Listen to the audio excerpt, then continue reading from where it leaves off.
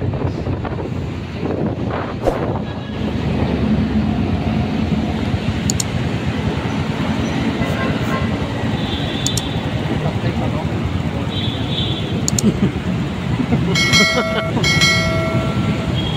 master, sa mag-reclasses tayo. Sa palit filter tayo. Tapos reclasses. Yung mga dala tayo mga gamit. Ayan, gamit o. Fair. Oo. Hindi ba pa uli ng buhay? So ito pala yung preo natin. Naupuan ko.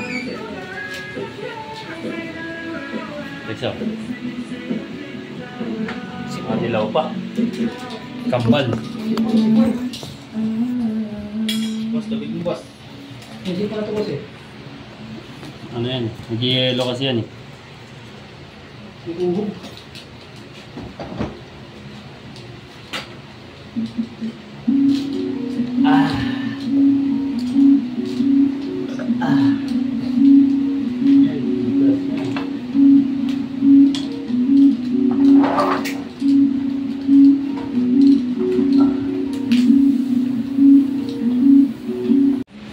Mga master, nahinang na natin yan. Ayan o. So, malaki yung size ng ano natin. Nabili nating filter dryer. So, 5.8 kasi nabili natin. 3.8 yung size niya. So, ayan. Ito. Flare type. So, dapat yung direction nito mga master. So, papunta dapat siya ng evaporator. Galing ng ano, ng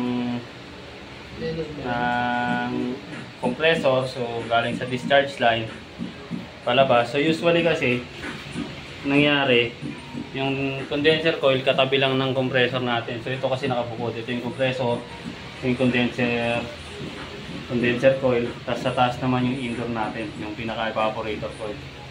So manggagaling sa compressor, di-discharge nya, liquid refrigerant yun.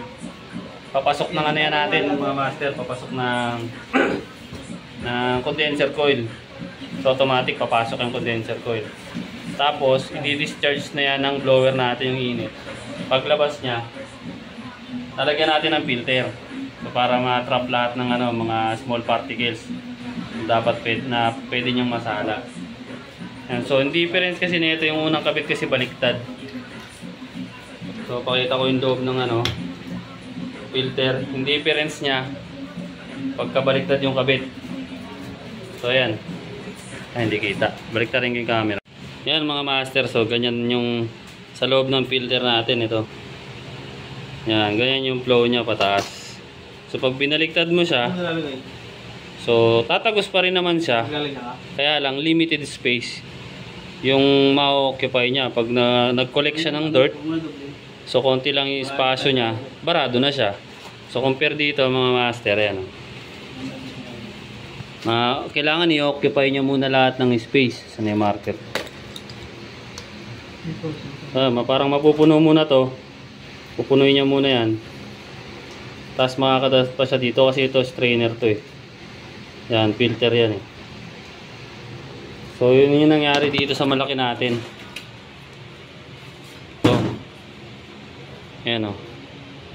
So wrong direction siya. Yung direction niya is papunta ng condenser coil. Ang buga niya is pataas. Papunta na dun sa evaporator natin. So dapat ang tamang kabit niya is ganito. Yan, ganyan dapat. Yung isang filter tama naman, kaso kinakalawang na. Tapos yun na rin yung nagkukos ng leak. Ayan o. Doon na nagkos ng leak. Yan, para mapakita ko sa inyo na tama, totoo yung drawing natin, mapakita ko sa inyo itong ano, filter na bago. Yan. Yan yung direction niya, pataas. So ito yung malalim. Yan o, master, may kita nyo. Ang layo ng space niya dun sa ano natin, sa butas. Compare dito. O, yan o. Wala na kayong shadow na may kita. Nakita mo na yan, Loy? O, diba? Konting space lang yan. Tsaka pagkakaalam ko ang laman nito Mika. Mika ba tawag doon? Yan. So ano siya?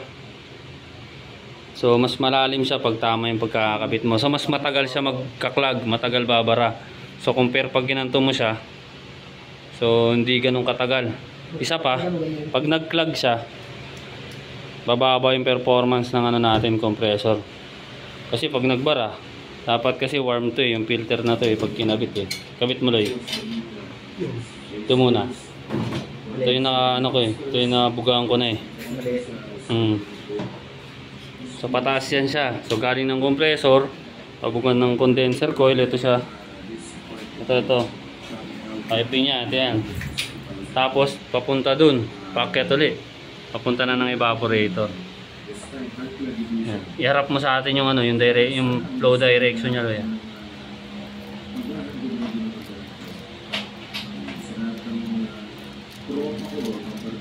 Yan, tapos pag magkakabit kayo, idiin nyo lagi yung ano, yung contact ng ano, ng pinler natin. Para maiwasan yung pagkapilipit, pagkaipit. Dami mong daldal naman, sige na! Kasi meron sample dito niyan Nasaan na yung kanina? Sample tayo ng pilipit na ano na flare Lang pwede na. Ayan mga master, makikita nyo parang may hamsa sa may bandang dulo ito. Tapos biyak-biyak. So, dapat kasi ilutin mo muna yung bilog niya ng ano, long nose bago mo siya i-flare. Ito, tulad nito, nakapasok siya sa loob. Nakapasok ito.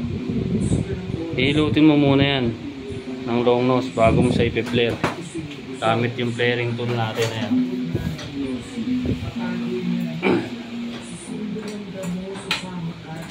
Iikot lang yung flare nut lang dapat So balikan namin kayo mamaya mga master. So ikabit lang namin yung dalawa. Pero bago ikabit yon, bubugaan ko muna yung ano niya para maglabasan yung mga scale, hindi na pumasok dun sa filter natin. Yan mga master, so vacuum na tayo. So nilagyan na rin namin ng mga duct tape yung mga dapat lagyan ng duct tape. So yung mga leaking. Tapos ito, yan, kung mapapansin nyo wala pa siyang balot kasi so, ililig test pa namin yan mga master. Ganon din to. Yung dugtungan ko, bawat dugtungan. So, ganon din yung mga lumang dugtungan. Lig test na rin natin yan. So, para sigurado. Yan, hanggang dun. So, may compressor side yan mga master. Tapos dito sa papasok ng condenser coil. Yan. So, naka-vacuum tayo ngayon mga master. So, na-vacuum na yung isang compressor. So, ito na lang. Bina-vacuum. Yan, so ayan, kung mapapansin nyo, lampas na tayo sa negative 30 mercury. Ayan, nakikita, ilawan natin. Malangis malangis yung ating ano ating gauge.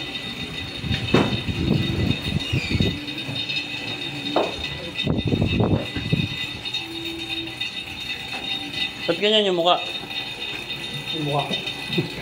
Ano yung mukha? Look. Ayan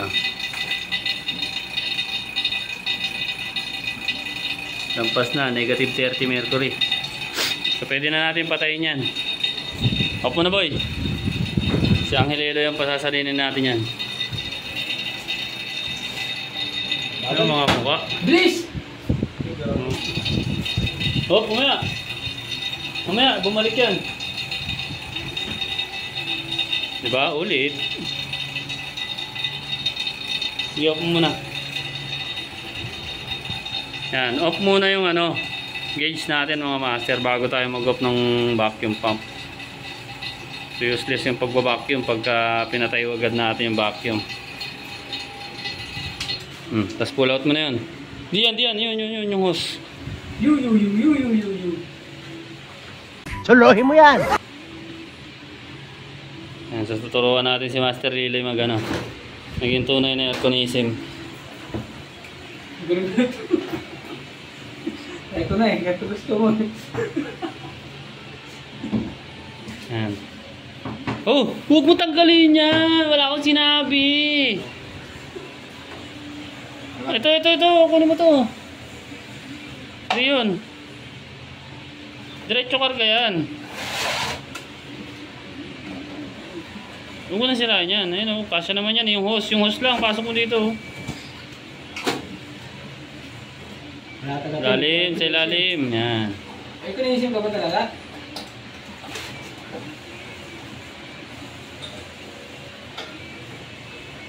Tapos parging muna. Ipaparge ka muna. Kasi may nagkahangin na yung ano mo eh. Hose mo eh. So yung parging mga master. Open mo to muna ang ano, tangke. Okay, open. Okay, open. Hop. Tapos doon, parge mo doon sa pula. Baklasin mo yung pula. Pula lang. Wala kang bubuksan ha. Yan lang. Hindi, yan. Yung hose lang na pula. Pasingawin lang natin yan mga master. Sige. Oh, sarado na. Purpose lang naman para mataboy natin yung hangin na pumasok sa hose. Buksan mo na, Loy. Yan. So R22, ano yan? 65 to 68 PSI yan mga master. Yung pinaka running pressure nya. So lagay ko na lang dito sa screen. Dito sa screen oh. Yan, lagay ko na sa screen. Sayang, hindi nakita yung ano. Ano? Tutok.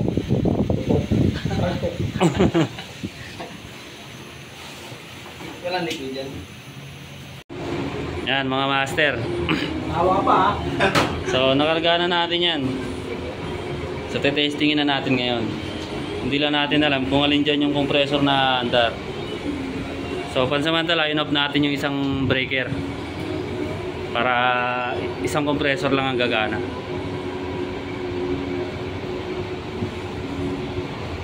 Yan, waiting tayo sa pag-andar ng compressor.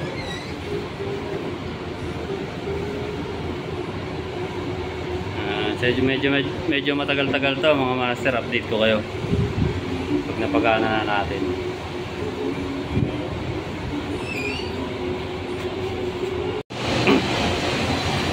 Na mga master oh. Loy, mainit daw, mainit. Na-testing na namin mga master. So nakargaan ko na.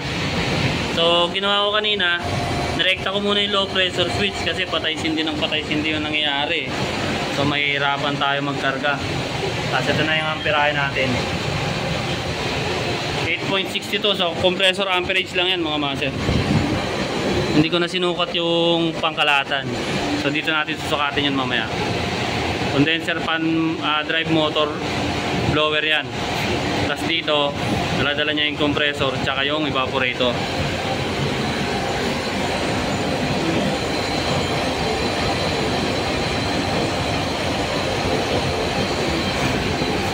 Yan, so mababa pa yan mga master kung tutusin.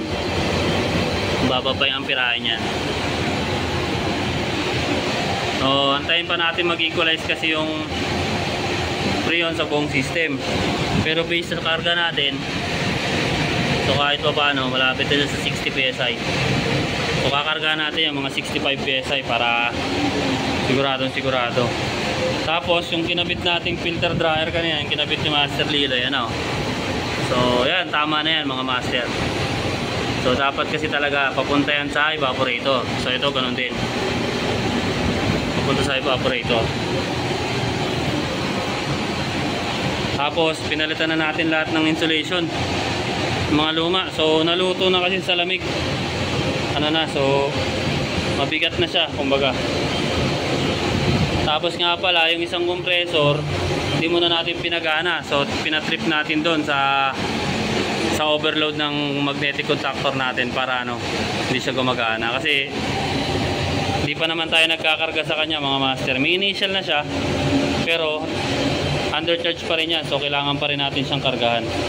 So mamaya na, so tinatapos lang natin to yung isang compressor bago natin lipat yung gauge. Yan, so ililipat natin dito. So yung isa kasing hose na dala natin is pang inverter. So may adapter tayo, adapter connector, kaso from standard to inverter din siya. So hindi obra. So dapat katulad sana nito, inverter to standard. Kaso isa lang to eh, nawala yung isa eh. Ayun, ang ganda na ng moisture nya oh. Tsaka solid na yung lamig niya mga master. So what more pag umandar pa tong isa. Tapos napansin namin, yun, pilipit yan kanina eh. So kung mapapansin nyo, lutang na to. So inangat ko siya para hindi mahirapan yung ano, Freon. So pilipit kasi. So baka maging cost pa yan ng ano, na mahirapan yung compressor natin makahigop ng ano, ng return Freon galing sa system. Ang ganda na oh.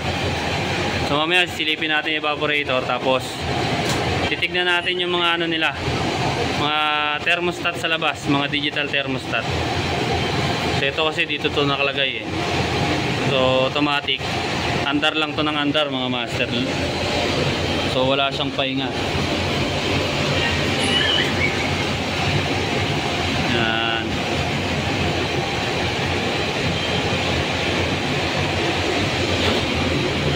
So mamaya videoan ko ulit pagka dalawa na silang gumagana.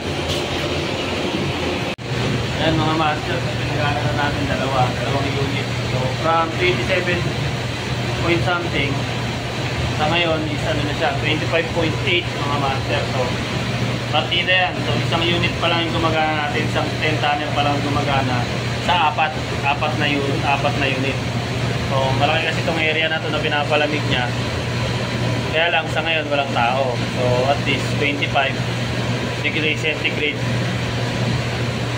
25 degrees centigrade. So siya pa lang. So what more kung mandar pa yung iba. So mamimaintain niya yung lamig dito mga master. So naglikpit na rin kami. Konting pakap-pakap.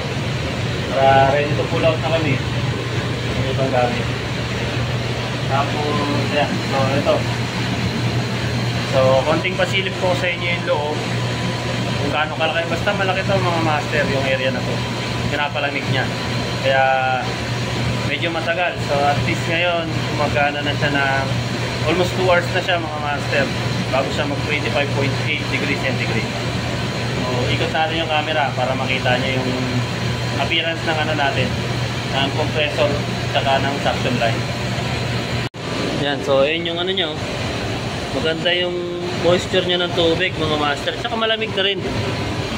So mahalataan nyo naman dito sa appearance. Ayan o. So ito, yung unang compressor, suction line niya ito. Ayan, tapos ito yung pangalawang unit. Ayan, suction line niya, ayan o. Sa ilalim. So nagpo-moist na rin. Tapos hindi ko pa tinatanggal kasi yung ano niyan eh, yung gauge eh. Aha.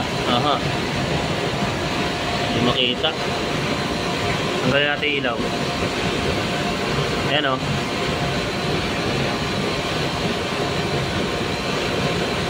Ayan mga master. So ang ganda niya. So ano yan? Almost 65 PSI yan. Ayan, so nagano tayo ng trouble light eh. Ayan. Yan.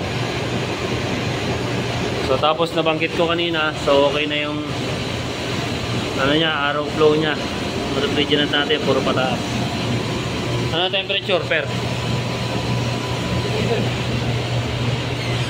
So yun, lamig naman oh. So ito. So yun, ang laki ng area niya mga master. So doon din meron pa yan sa kabilang side. So hindi kasi tayo pwede mag video sa loob. So konting pasilip lang ang ginawa ko. So yung area na yon, so 3 beses na ganun. Times 3 yun mga master. Dito, tas doon sa kabilang pintuan, quadrant B naman. Ayan o. Yung pintuan na yun mga master. Ayun. So papasok doon, may quadrant. So ganito rin yung unit. 10 tonner din. So 40 tonner bali ang gumagana dito sa buong area. So 25.8 pa rin. So videoan natin ng konti yung ano, yung thermostat lang. Ayan yung area mga master.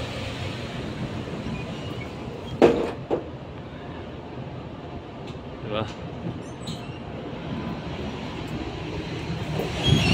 So goods na goods. Ito yung control nya. Isa dyan, evaporator fan motor dito sa isa sa condenser. drive motor, tapos compressor 1, compressor 1, compressor 2. Yan yun, 1 and 2. Tapos filter ng 1 and 2. Okay, pupull out na tayo, Loy. Pack up na yan natin, pre. Hindi pang gamit. Sakap. Pwede. Takal ko ito. Pang-awayan talaga siya eh.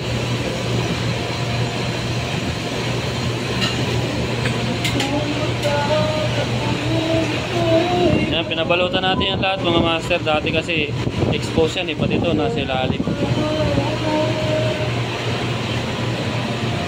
Gusto.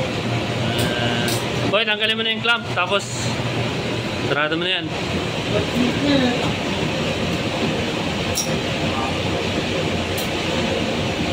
Okay na, okay na.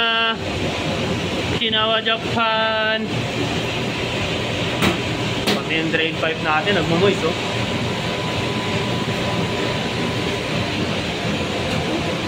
Galit na. Okay, pwede na i-pull out yan. Mabilisan lang ha. Pull out na ni Master Boy. Tagal lang. Hindi mamarami to. Ha? Hindi marami sinaw. Bilisan mo. Bilisan. Ikaw yan. Dahil. Bilis. Hindi ka naman tatalsikan yan eh kasi umaandar yan, mahina lang ang singaw niyan. Gawa ng ano yan eh, suction line nga yan. Punasan din yung ano. Cover naman na ito pre oh.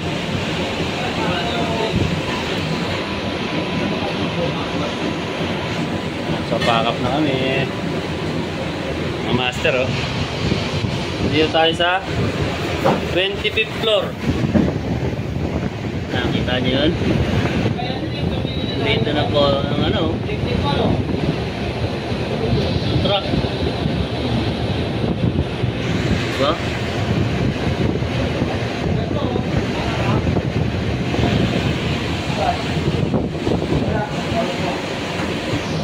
Wala. Ano oras ba tayo dumating dito, Loy? Ha?